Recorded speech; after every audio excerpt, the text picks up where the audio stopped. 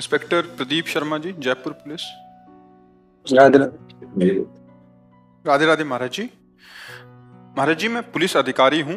कार्य करते समय झूठी गवाही के कारण अनजाने में कुछ लोगों के प्रति गलत कार्रवाई हो जाती है। इस पाप का भागी मैं या जिसने झूठी गवाही दी है, इस पाप से बचने का उपाय महाराज जी। अगर हम जानते हैं कि ये जो गवाही दे रहा है ये झूठी है, ये जानते हुए भी हम निरपराध को दंड विधान में सम्मिलित कर देते हैं, उसमें हम भी दोषी हैं।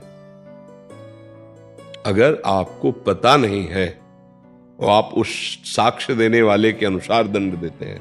महाराज जी, अगर साक्षी हम हों, इनका ऐसा भाव है कि हम कचहरी या न्यायाधीश के आगे इनकी गवाही, तो आपको जिसकी गवाही दे रहे हैं आपको पक्का सबूत मिलना चाहिए। वही कह रहे हैं कि झूठी गवाही। इसमें महाराज जी ऐसा है कि आमतौर पर महिला अपराध के संबंध में मेरा क्वेश्चन है, क्योंकि इसमें क्या है कि विधान ऐसा कर दिया है, संसद ने ऐसा कानून ही बना दिया जिसमें ये है कि महिला ने जो कह दिया वो फाइनल। अब हमें पता है वो गलत कह रही है। हाँ, ये तो अब इसमें तो फिर हानि हो जाएगी। अब वो पाप किसके है? नहीं, इसमें तो बहुत बड़ी हानि हो जाएगी। मान लो अपनी वो किसी जलन को पूर्ति करने के लिए किसी के लिए कुछ भी बोल दे और उसको हम सपोर्ट करके दंड दिला दे तो बेचारा निरपराध मारा जाएगा ना। तो हाँ, तो वैसे फिर मतलब कहीं ना कहीं तो हमको लौट करके इस विषय में देखना चाहिए। क्या ऐसा कानून बन चुका है? हमें तो पता नहीं कि मतलब जो बोले सो ब्रह्म वाक्य नहीं, पर उसमें कई नहीं, इसमें इतनी तो ऐसा कानून तो मुझे नहीं लगता कि जो बोले सो ब्रह्म वाक्य, उसकी जानकारी करनी चाहिए। नहीं, ऐसा दुरुपयोग हो जाएगा। क्यों? कानून ऐसा है महाराज जी, आरोप लगा दिया महिला ने, अब सिद्ध करने की जिम्मेदारी सामने वाले पक्ष की होती है। तो ये कभी कभी बड़ा कठिन होता है कि हम अपने आप को निरपराध कैसे सिद्ध करें। तो ये कठिनाई के विषय में समझौता है। पर इसमें तो अधर्म हो ही जाएगा। अधर्म तो हो ही जाएगा ना। मान लो किसी द्वेषवश, ईर्ष्यावश या प्रलोभनवश किसी कारणों से, हमें नहीं कह रहे कि अगर कहीं ऐसा किसी भी माता बहन के साथ हुआ तो दंडनीय अपराध है, उसे अवश्य दंड मिलना चाहिए। पर अगर कोई माता बहन ईर्ष्यावश, द्वेषवश या किसी प्रलोभनवश किसी व्यक्ति को किसी केस में फंसा रही है और मुझे पता है कि ये झूठा है केस, तो जब निर्णय मिलेगा दंड का तो उसमें कहीं ना कहीं हम भी तो हैं। नहीं, कानून में लिखा हुआ है कि ऐसी स्थिति में जब महिला और पुरुष की बात में से किसकी बात को मानना है तो महिला की बात को मानना है, कानून में है। हाँ, कानून तो महिला अगर उसको झूठे फंसा रही, उसको दंड दिलाना चाहती है, तो अब उसमें फिर आप क्या कर सकते हैं? अब आप जानते हैं, लेकिन अब मुझे तो ये बात थोड़ा कम समझ में आ रही है। निर्भया कांड के बाद ये कानून में अमेंडमेंट कर दिया था। अच्छा, मुझे लगता है कि परीक्षण होना चाहिए, सच्ची बात होनी चाहिए। पुरुष में ही केवल विकार है ऐसा तो नहीं हो सकता ना। दोनों शरीरों में विकारों की उत्पत्ति होती है। तो अगर क्रोध विकार, ईर्ष्या विकार या द्वेष विकार के अंतर्गत ऐसे किसी को फंसाया जाए, हम कह रहे हैं अगर अपराध है तो दंड मिलना चाहिए। अगर वो निरपराध है और उसे फंसाया जा रहा है तो मतलब निर्दोष को दंड मिलने से तो पूरा सिस्टम बाधित हो जाएगा। एक छोटा सा उदाहरण दूंगा मैं। एक बस में कंडक्टर ने एक महिला को रिजर्व सीट से उठा दिया जी, और उसको कहा पीछे बैठ जाओ, ये रिजर्व सीट है, इस पे X पर्सन बैठेगा। जी, महिला ने नीचे उतरते ही थाने में आई और उसने ये आरोप लगाया इसने मेरे को घूर के देखा। अब घूर के देखना एक अपराध है कानून की दृष्टि से, महिला को गलत दृष्टि से घूरना। उसने देखा होगा घूर के, लेकिन उसने इस हिसाब से कि भाई तू यहाँ से उठ जा। जी, जी। अब उस स्थिति में अब मैं क्या करूं? अब उसका प्रारब्ध भोग भी उपस्थित होगा। अब तो कानून अगर बल है तो दंड विधान तो फिर लागू ही होता है। ऐसी स्थिति हमारा हम कहाँ खड़े हैं उस स्थिति में, ये जानना चाह रहा था। नहीं, कानून के अंतर्गत आप एक कानून के सेवक हैं तो आपको कानून के अनुसार ही चलना होगा। हाँ, फिर इसीलिए बहुत सावधानी वर्णन की गई। नहीं, फिर राजा को भी नर्क मिलता है, ये भी ध्यान रखना। राजा को भी स्वर्ग और परम पद की प्राप्ति प्रजा से ही होती है और राजा को भी नर्क और दुर्गति की प्राप्ति प्रजा से ही होती है।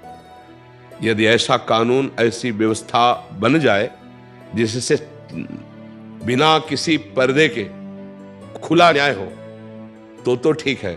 अगर कहीं पक्ष और पर्दा रख दिया गया और निर्दोष मारा गया, निर्दोष, तो ये पूरा सिस्टम पर लदेगा, जाके पूरे सिस्टम पर जाएगा, क्योंकि अब उसके कई पावे हैं।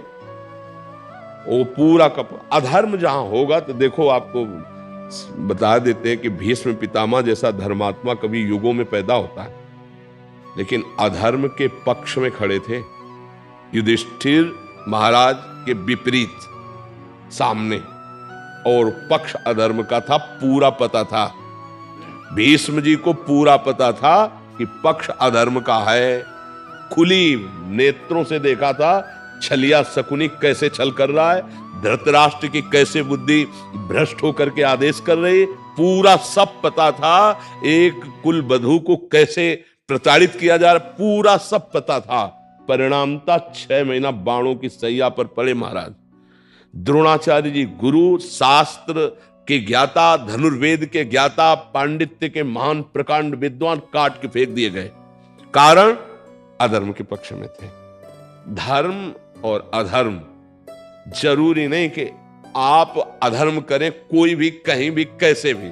अधर्म तो अपना बमूल बोएंगे तो कांटे ही उसमें होगा, आम तो लगेगा नहीं। चाहे कोई बोए, कितना बढ़िया खेती बना के बोए, आम बोओगे तो फसल आएगी, ये तो आम रसीला मिलेगा।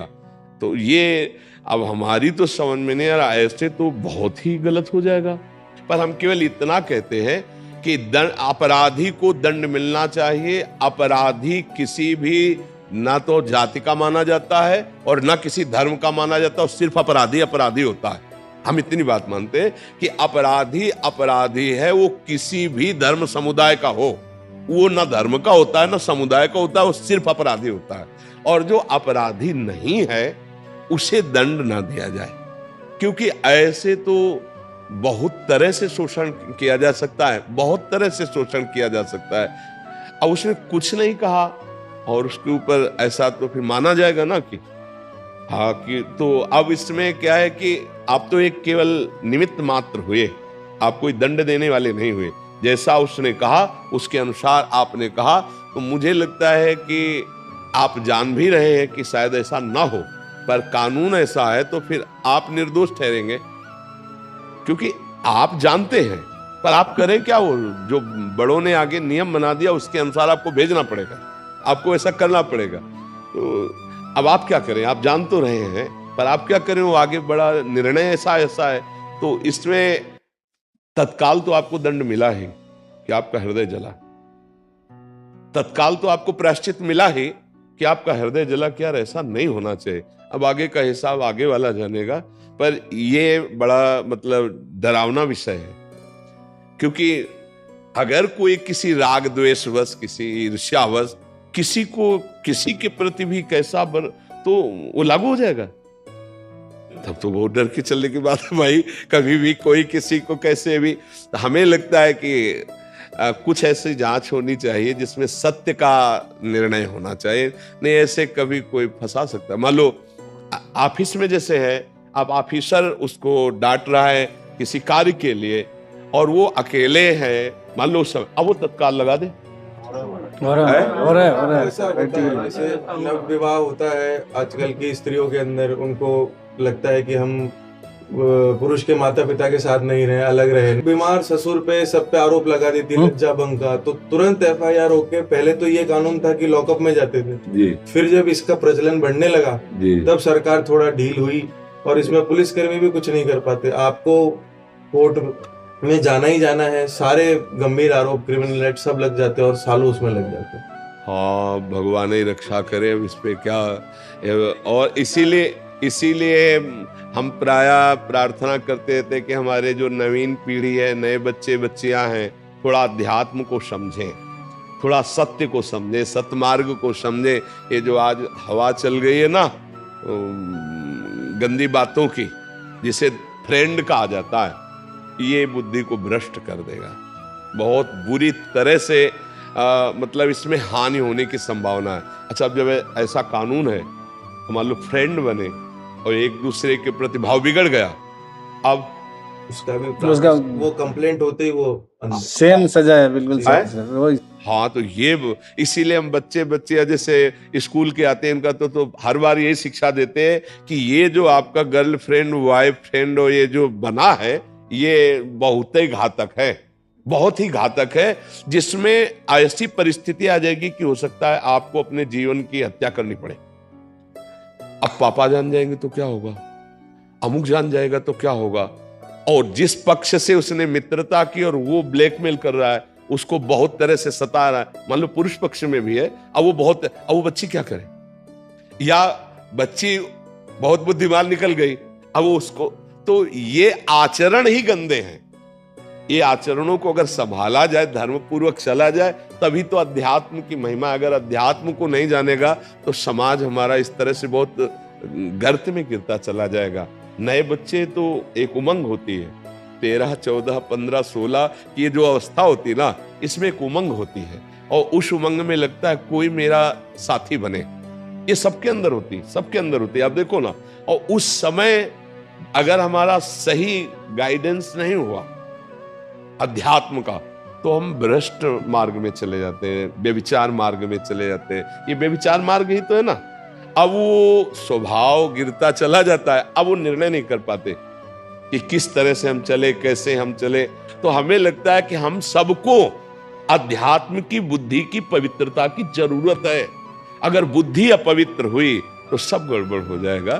तो आप जहां तक हो सके तहां तक बचाने की कोशिश करें। फिर कानून के अंतर्गत आप भी हैं, हम भी हैं, सब कानून के अंतर्गत है। फिर अब उसका भी कोई प्रारब्ध नहीं होगा। अब और समझो, जैसे किसी लड़की ने बेमतलब उसे फंसा दिया और पिटा वो, और दंड में गया, पक्का दंड हो गया उसको, तो आपको सच्ची कहते हो उसने यहां नहीं तो कोई ऐसा अपराध किया है जिसका उसको दंड नहीं मिला, तो बुद्धि फेर करके वहां से उसको दंड दिलाया जा रहा है। अवश्य में भोक्तव्यम कृतम कर्म शुभाशुभम, नहीं तो भगवान बचा लेंगे पक्का। आपकी बुद्धि में बैठ के, किसी की बुद्धि में बैठ के, या उसी की बुद्धि फेर कर उसको बचा लेंगे, यदि दंड विधान नहीं है। और अगर हो गया तो उसका कोई भोग है ऐसा, कोई कर्म ऐसा है जिसका दंड नहीं मिला और यहां से उसको दंड मिल गया। अगर हमारा कर्म भोगा नहीं गया और पाप जमा है, तो ऐसी जगह फंसा देगा जहां हमने पाप नहीं किया। बिल्कुल आप कसम खाएंगे कि कसम से पाप नहीं किया, लेकिन याद करो उस पाप को जो कोई नहीं जानता और तुमने किया, तो उसका दंड ऐसे घेर कर। तो हमें लगता है कि पूरी सृष्टि जो है वो ईश्वर के द्वारा संचालित है। अगर कभी ऐसा दंड मिलता है तो आप फिर यही सोच लो कि अब हम जानते हैं कि इसमें तो तुम नहीं हो, पर है तुम्हारा कोई कर्म तभी तुमको दंड मिल रहा है, तो हम भी निमित्त मात्र हैं, वो भी निमित्त मात्र है। वैसे सबसे प्रार्थना है ईर्ष्या, द्वेष या इन विकारों के अंतर्गत होकर निर्दोष को दंड न दिलाया जाए या दंड विधान न किया जाए, नहीं तो फिर न्याय का मतलब क्या रह जाएगा। न्याय तो यही है कि अपराधी को दंड मिले, पर बहुत मतलब अलग अलग जब हमें वार्ता करने को मिलती है तब हमको भी ज्ञान होता है, नहीं तो गंगा किनारे के हमें को तो जैसे वकील, जज, इन सब भगवत स्वरूपों से चर्चा होती तब पता चलता है।